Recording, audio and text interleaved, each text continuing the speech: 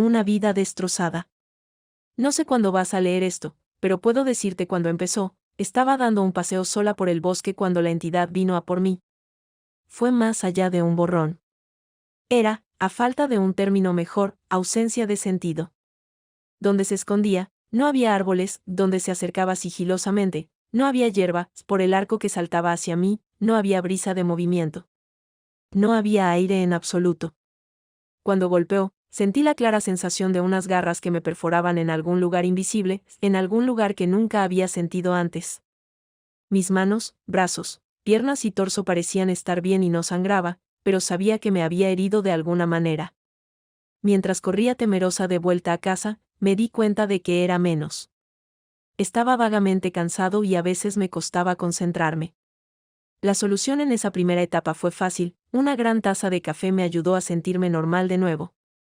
Durante un tiempo, ese sutil drenaje de mi espíritu se perdió en el flujo y reflujo de la cafeína en mi sistema.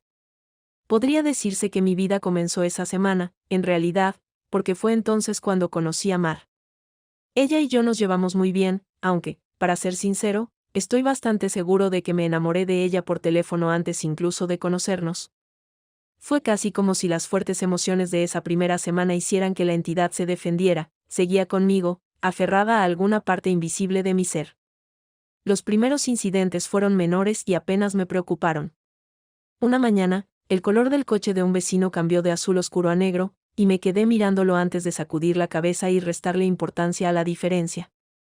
2 días después, en el trabajo, el nombre de un compañero cambió de Fred a Dan.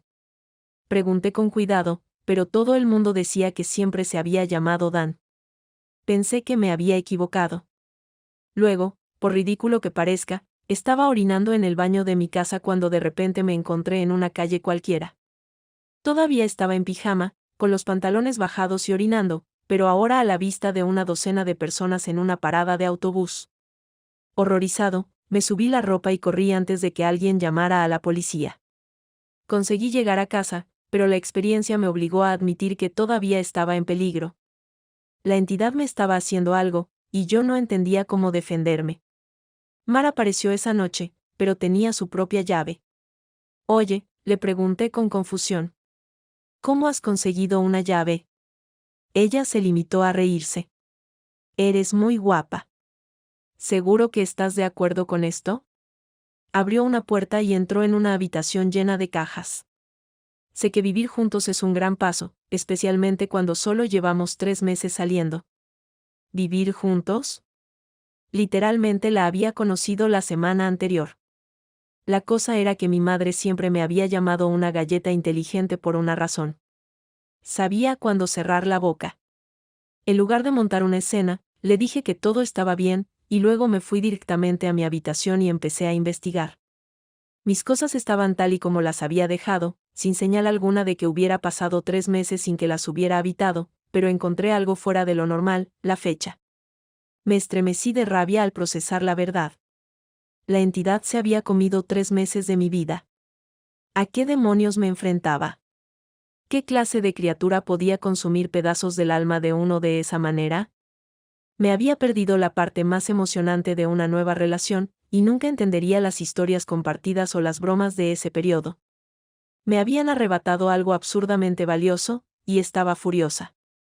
Esa furia ayudó a suprimir la entidad. Nunca bebí alcohol. Bebía café religiosamente. Comprobaba la fecha cada vez que me despertaba. Durante 3 años, conseguí vivir cada día sin observar más que pequeñas alteraciones. Un hecho social aquí y allá, el trabajo de alguien, cuántos hijos tenía, ese tipo de cosas, el trazado de las calles cercanas, la hora de emisión de mi programa de televisión favorito, ese tipo de cosas. Siempre, esos cambios me recordaban que la criatura aún tenía sus garras hundidas en mi espíritu. Ni una sola vez en 3 años me permití desconectar. Un día, me descuidé. Me permití meterme de lleno en el final de temporada de mi serie favorita. Era apasionante, una historia fantástica. Justo en el punto álgido de la acción, un chico joven se acercó a mi tumbona y me dio un apretón de manos. Sorprendido, le pregunté, ¿quién eres? ¿Cómo has entrado aquí? Se rió y sonrió alegremente. Papá, tonto. El corazón se me hundió en el pecho. Supe inmediatamente lo que había pasado. Tras unas cuantas preguntas enmascaradas, descubrí que tenía 2 años y que era mi hijo. La agonía y la angustia que llenaban mi pecho eran casi insoportables. No solo me había perdido el nacimiento de mi hijo, sino que nunca vería ni conocería los primeros años de su vida. Obviamente, Mar y yo nos habíamos casado y habíamos formado una familia en el tiempo que había perdido, y no tenía ni idea de las alegrías o los dolores que contenían esos años. Fuera nevaba. Sosteniendo a mi repentino hijo en mi regazo, me senté a observar los copos que caían fuera. ¿Qué clase de vida iba a ser esta si los resbalones de concentración podían costarme años? Tenía que buscar ayuda. La iglesia no tenía ni idea de qué hacer. Los sacerdotes no me creían y me decían que tenía un problema de salud y no una especie de posesión. Los médicos no tenían ni idea. No aparecía nada en todas sus exploraciones y pruebas, pero aceptaban alegremente mi dinero a cambio de nada. Cuando se me acabaron las opciones, decidí decírselo a Mar. No había forma de saber cómo era todo esto desde su lado. ¿Cómo era yo cuando no estaba? ¿Seguía llevando a nuestro hijo al colegio? ¿Seguía haciendo mi trabajo? Está claro que sí, porque ella no parecía enterarse, pero yo seguía teniendo la horrible sensación de que algo debía faltar en su vida cuando yo no estaba en casa dentro de mi propia cabeza. Pero la noche que preparé una buena cena, ella llegó no abriendo la puerta principal, sino llamando a ella. Respondí y descubrí que llevaba un bonito vestido. Se sorprendió alegremente por los arreglos de la mesa. ¿Una cena elegante para una segunda cita? Sabía que te gustaba.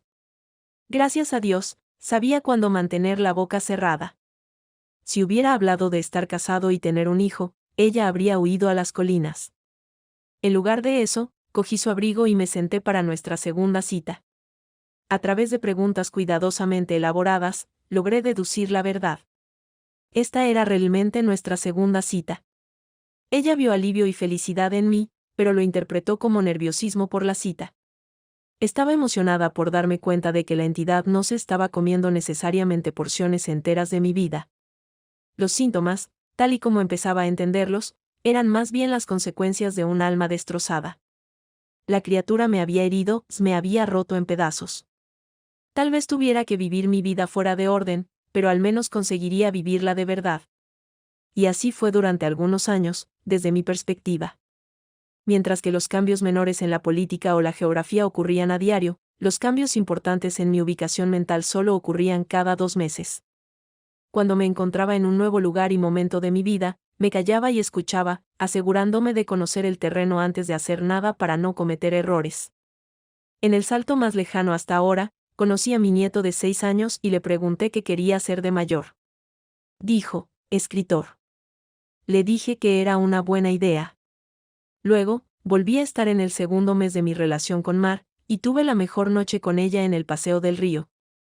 Cuando digo la mejor, quiero decir la mejor. Sabiendo lo especial que sería para mí, le pedí que se mudara. Conseguí vivir lo que me había perdido la primera vez, y llegué a comprender que nunca estaba ausente mentalmente. Siempre estaría allí, finalmente. Cuando estábamos trasladando sus cajas, se detuvo un momento y dijo que se maravillaba de mi gran amor, como si la conociera de toda la vida y nunca hubiera dudado de que fuera la elegida. Esa fue la primera vez que me reí libremente y de todo corazón desde que la entidad me había herido. Tenía razón sobre mi amor por ella, pero exactamente por la razón que había considerado una tonta analogía romántica. La conocía de toda la vida, y había aceptado mi situación y encontrado la paz con ella. No era tan malo tener atisbos de las mejores partes por delante. Pero, por supuesto, no estaría escribiendo esto si no hubiera empeorado. La entidad seguía conmigo. No me había herido y se había marchado como yo quería creer. Lo más cercano que puedo describir a mi creciente comprensión es que la criatura estaba excavando más profundamente en mi psique, fracturándola en pedazos más pequeños. En lugar de meses entre cambios importantes, empecé a tener solo semanas. Una vez que noté esa tendencia, temí que mi destino final fuera saltar entre los tiempos de mi vida latido a latido, para siempre confundido, para siempre perdido. Un solo instante en cada tiempo significaba que nunca podría hablar con nadie más, que nunca podría mantener una conversación, que nunca expresaría ni recibiría amor. Mientras la verdadera profundidad de ese miedo se apoderaba de mí, me senté en una versión más antigua de mí y observé la nieve que caía afuera. Esa era la única constante en mi vida, al clima no le importaba quién era yo o qué dolores tenía que enfrentar. La naturaleza siempre estaba ahí. La nieve que caía era siempre como un pequeño gancho que me mantenía en un lugar, la pura paz emocional que traía era como una panacea en mis heridas mentales, y nunca había cambiado mientras miraba el patrón del blanco que caía y pensaba en las veces que había ido en trineo o construido un fuerte de nieve cuando era niña. Un adolescente me tocó el brazo. ¿Abuelo? Me había sacado de mis pensamientos, así que fui menos cuidadoso que de costumbre. ¿Quién eres tú? Sonrió a medias, como si no supiera si estaba bromeando. Me entregó un montón de papeles y me dijo, es mi primer intento de novela. ¿Podría leerla y decirme qué le parece? Ah, por supuesto. Persiguiendo ese sueño de ser escritor, ya veo. Se puso muy rojo. Intentándolo, al menos. Muy bien. Vete, voy a leer esto ahora mismo. Las palabras estaban borrosas y, molesto, busqué las gafas que probablemente tenía para leer. Ser viejo era terrible, y quería volver a un año más joven, pero no antes de leer su libro. Encontré las gafas en el bolsillo de un jersey y empecé a hojearlo. Mar entraba y salía de la sala de estar, todavía hermosa, pero tenía que concentrarse. No sabía cuánto tiempo tendría allí. Parecía que habían venido familiares a casa. ¿Era Navidad? Un par de adultos y un par de niños que no reconocí pasaron por el pasillo, y vi a mi hijo, ya adulto, pasar con su mujer al salir por la puerta. En grupo, la familia extendida comenzó a andar en trineo afuera. Finalmente, terminé de leer el cuento y llamé a mi nieto. Bajó corriendo las escaleras y entró en el salón. ¿Qué tal fue? Bueno, es terrible, le dije con sinceridad. Pero es terrible por todas las razones correctas.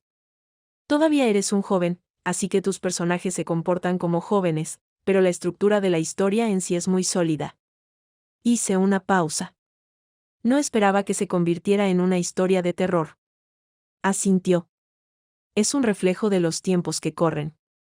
Las expectativas de futuro son sombrías, no esperanzadoras como antes. Eres demasiado joven para ser consciente de ello, le dije. Se me ocurrió una idea. Si te gusta el terror, ¿sabes algo sobre criaturas extrañas? Claro. Leo todo lo que puedo. Me encanta. Con cautela, escudriñé las entradas del salón. Todo el mundo estaba ocupado fuera. Por primera vez, me abría alguien en mi vida sobre lo que estaba experimentando. En voz baja, le hablé de mi conciencia fragmentada. Para ser un adolescente, se lo tomó bien. ¿Hablas en serio? Sí. Puso la mirada decidida de un hombre adulto que acepta una misión. Lo investigaré, a ver qué puedo averiguar. Deberías empezar a anotar todo lo que experimentas. Construir algunos datos. Tal vez podamos mapear tu herida psíquica. Vaya. Suena como un plan. Me sorprendió. Eso tenía sentido, y no había esperado que tuviera una respuesta seria. Pero ¿cómo voy a tener todas las notas en un solo lugar? Pensemos en algún lugar para que las dejes, dijo, frunciendo el ceño pensando. Entonces las cogeré y podremos rastrear el camino que sigues en tu propia vida, para ver si hay un patrón. Por primera vez desde que la situación había empeorado, volví a sentir esperanza. ¿Qué tal debajo de las escaleras? Nadie va nunca por ahí abajo. Claro. Se dio la vuelta y salió del salón. Me asomé tras él. Le oí dar golpes cerca de las escaleras. Finalmente, regresó con una caja, la puso sobre la alfombra y la abrió para revelar una pila de papeles que estallaba. Exclamó, carajo, pero, claro, como era un adolescente, no dijo realmente, carajo. Sorprendida, parpadeé rápidamente, perdonando sus palabrotas por la sorpresa. ¿Los he escrito yo? Me miró con asombro. Sí. ¿O lo harás? Todavía tienes que escribirlas y ponerlas bajo la escalera después de esto. Volvió a mirar los papeles y luego cubrió la caja. Así que probablemente no deberías ver lo que dicen. Eso podría ser raro. Eso lo entendí. Claro. Tragó saliva. Hay como 50 cajas ahí abajo, todas llenas así. Descifrarlas llevará mucho tiempo. Su tono bajó a una seriedad mortal. Pero te salvaré, abuelo. Porque no creo que nadie más pueda. Las lágrimas fluyeron entonces por mis mejillas, y no pude evitar sollozar una o dos veces. No me había dado cuenta de lo solo que me había quedado en mi cambiante prisión de conciencia hasta que por fin tuve a alguien que me entendía. Gracias. Muchas gracias. Y entonces volví a ser joven, y a trabajar un martes cualquiera. Una vez que la tristeza y el alivio se desvanecieron, la ira y la determinación los reemplazaron. Cuando terminé mi trabajo, cogí papel y me puse a escribir. Mientras las semanas se movían a mi alrededor, mientras esas semanas se convertían en días, y luego en horas, escribí cada momento libre sobre cuándo y dónde creía que estaba. Los puse debajo de la escalera fuera de orden, mi primera caja era en realidad la 30ª, y mi última caja era la primera. Una vez que tuve más de 50 cajas escritas desde mi perspectiva, y una vez que mis desplazamientos se convirtieron en cuestión de minutos, supe que le correspondía a mi nieto seguir adelante. Bajé la cabeza y dejé de mirar. No podía soportar más el río de la conciencia cambiante. Los nombres y los lugares y las fechas y los trabajos y los colores y las personas eran todos erróneos y diferentes. Nunca había sido mayor. Me senté a ver cómo caía la nieve. Un hombre de al menos 30 años que reconocí vagamente entró en la habitación. Vamos, creo que por fin me he dado cuenta. Estaba tan frágil que moverme era doloroso. ¿Eres él? ¿Eres mi nieto? Sí. Me llevó a una sala llena de extraños equipos y me sentó en una silla de goma frente a un gran espejo que doblaba la altura de un hombre. El patrón finalmente se reveló. ¿Cuánto tiempo has trabajado en esto?, le pregunté, atónito. Dime que no has echado de menos tu vida como yo estoy echando de menos la mía. Su expresión era a la vez fría como la piedra y furiosamente decidida. Merecerá la pena. Acercó 2 finas varillas de metal a mi brazo y luego señaló el espejo con la cabeza. Mira. Esta descarga está cuidadosamente calibrada.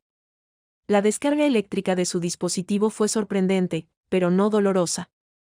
En el espejo, vi aparecer una silueta de luz que se arqueaba rápidamente sobre mi cabeza y mi hombro. La electricidad se movió a través de la criatura como una ola, revelando brevemente la terrible naturaleza de lo que me estaba sucediendo. Una boca abultada, como la de una sanguijuela, me rodeaba la parte posterior de la cabeza, bajando hasta las cejas y tocando cada oreja, y su cuerpo, como el de una babosa, pasaba por encima de mi hombro y se introducía en mi alma. Era un parásito.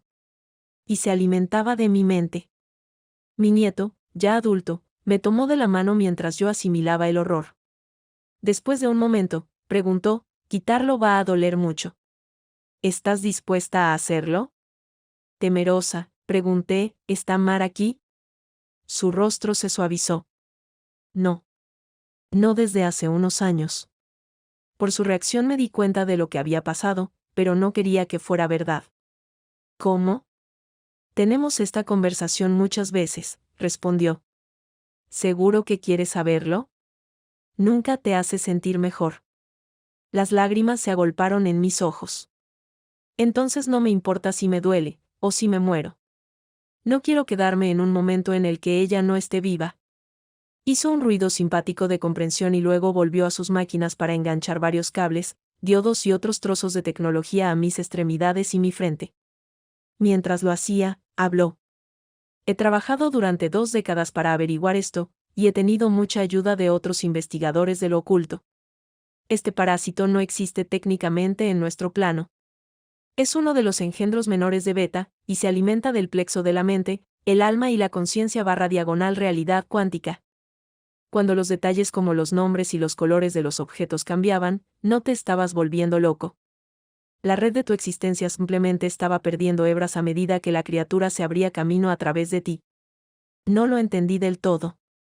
Levanté la vista confundido cuando me colocó un aro de electrónica como una corona en la cabeza, en línea exacta con el lugar donde la boca del parásito me había anillado. ¿Qué es Beta? Hizo una pausa en su trabajo y se puso pálido. Olvidé que no lo sabrías. Tienes suerte, créeme. Después de respirar profundamente, comenzó a moverse de nuevo, y colocó sus dedos cerca de unos interruptores.